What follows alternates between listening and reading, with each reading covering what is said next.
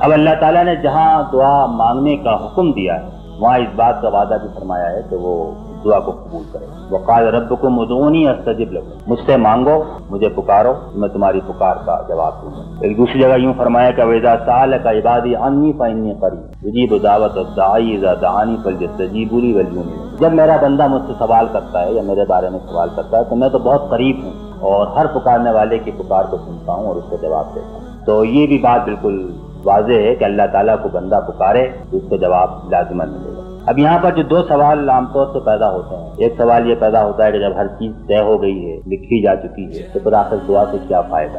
تو اس میں اصل بات یہ ہے کہ دعا جو ہے وہ خود بھی اس تحریر کے باہر نہیں ہے، وہ تحریر کے اللہ تعالیٰ نے لکھی ہے.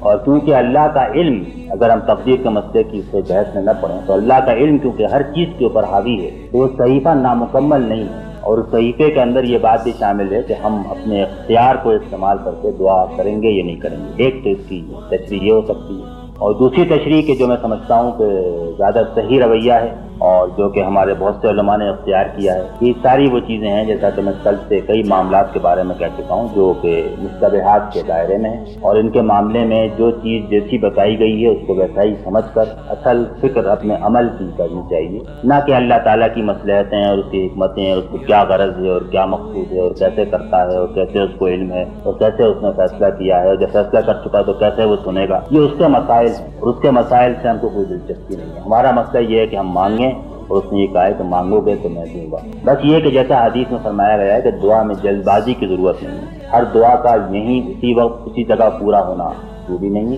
اللہ تعالیٰ کی ایک عظیم مصلحت ہے، پوری کارخانہ قدرت ہے، اس کے اندر ہر چیز اپنی جگہ پر فٹ ہے. بعض دعائیں ایسی ہو سکتی ہیں جن کا پورا ہونا ممکن نہ ہو. تو قیامت کے روز ایک آدمی کو خوان میں بہت ساری نعمتیں پیش کی جائیں گی، کہے گا یہ کیا ہے؟ تو کہا جائے گا یہ وہ دعائیں ہیں کہ جو دنیا میں نہیں، جن کا قبول ہو سکی، بدلہ نہیں مل سکا، یہ سب آخرت میں تمہارے لیے ذخیرہ کر کے رکھی گئی. دعاؤں کی جو بڑی کثرت سے تعلیم دی گئی ہے، اس کا ایک پہلو تو بہرحال یہ ہے کہ بندہ ہر وقت اور ہر لمحے اللہ تعالیٰ کی طرف رجوع کرے اور اسی سے نسبت رکھے اور اسی سے مانگے اور اس کا تعلق کا پورا اللہ کے ساتھ. لیکن اس کا ایک اور پہلو ہے جو کہ بڑا اہم پہلو ہے، اور وہ پہلو یہ ہے کہ دعا ہم کس چیز کی مانگتے ہیں. دعا اس چیز کی مانگتے ہیں جس کی ہم ضرورت محسوس کرتے ہیں. اگر ہم بھوکے ہیں، ہم کھانا مانگیں گے تو بھوک ہم کو لگ رہی ہے، اس کا احساس ہمارے اندر ہوگا. یا اور کوئی بڑی چیز ہو، کسی مصیبت کے اندر ہے، ہم چاہیں گے مصیبت دور ہو جائے. روزگار نہیں مل رہا، روزگار مل جائے. امتحان پاس ہونے کے امکانات کم ہیں، امتحان پاس کر لیں. یہ ساری چیزیں وہ ہیں جن کی ضرورت ہمارا دل محسوس کرتا ہے. یہ ہمارے لیے قیمتی ہیں، ان کو ہم کو حاصل کرنا چاہیے. اب دعا کے اندر جن چیزوں کی تعلیم دی گئی ہے کہ تم مانگو، تو اس میں ایک پہلو تو یہ ہے کہ صرف اللہ سے مانگو، اس سے تمہارا تعلق و نسبت مضبوط ہے. دوسری بات یہ ہے کہ ان کو مانگنے سے یہ بات بھی معلوم ہوتی ہے کہ یہ وہ چیزیں ہیں کہ جو ہمارے لیے قیمتی ہیں. تو دعا دراصل تعلیم کا بہترین پیرایا ہے. ہم ایک بڑا لمبا لیکچر دیں کہ اللہ سے ہی کی تعریف کرنی چاہیے اور اللہ ہی سے ہدایت طلب کرنا چاہیے، اور ہم ایک آدمی کو صرف یہ 3 الفاظ کی سکھا سکتے ہیں، کہہ دینا صراط المستقیم. اس کے اندر پورا جب وہ مانگ رہا ہے اس کے معنی وہ قائل ہے کہ مجھے اس کی ضرورت ہے، اس کی قدر و قیمت کو محسوس کرتا ہے، اسی لیے تو وہ اللہ تعالیٰ کے سامنے جا کے ہاتھ پھیلا رہا ہے کہ مجھے ہدایت ہے. اب اس میں کسی تقریر کی اور فلسفے کی اور کتاب کی ضرورت نہیں، بلکہ یہ ہدایت کی ضرورت اس کے دل کی پکار بن گئی اور دل کی صدا بن گئی اور وہ زبان کے اوپر آ گئی. آپ دیکھیں گے قرآن مجید میں اکثر جگہ بہت ساری عظیم چیزوں کی تعلیم دعا کے پیرائے میں. سورہ بقرہ کا آخری حصہ دیکھیں آپ، سورہ آل عمران کا آخری حصہ دیکھیں، اس کی آپ جتنی تفسیر کریں، تشریح کریں، تدبر کریں، غور کریں،